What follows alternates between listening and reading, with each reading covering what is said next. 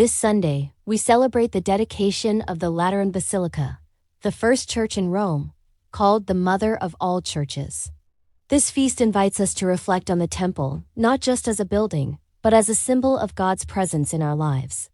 From the first reading, Life-Giving Presence, Ezekiel 47 1-2.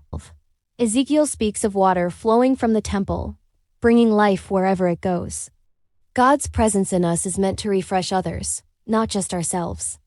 Our actions, words, and prayers can heal, nourish, and bring joy to those around us. Small acts of kindness, forgiveness, and generosity become channels of God's living water.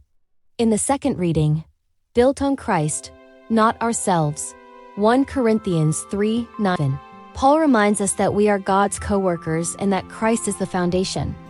This is a reminder that lasting growth in faith comes from building our lives on Christ, not on worldly achievements.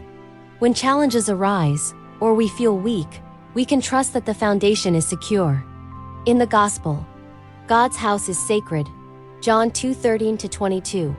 Jesus drives out the merchants from the temple, reminding us that God's dwelling is meant for prayer, not profit or distraction. Like the temple, our hearts are God's dwelling place. Ask yourself, are there selling tables in my life? Anger, envy, or selfish habits that keep God from flourishing in me? Clearing them allows God's Spirit to guide us. Let us dive into the practical applications first. Examine your heart. Identify anything keeping God from your life and clean house with prayer and confession.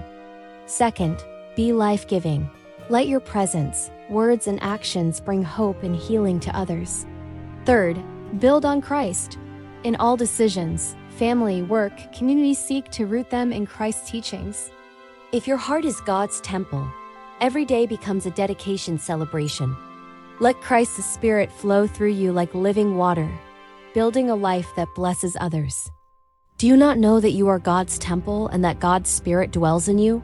1 Corinthians 3:16. God bless.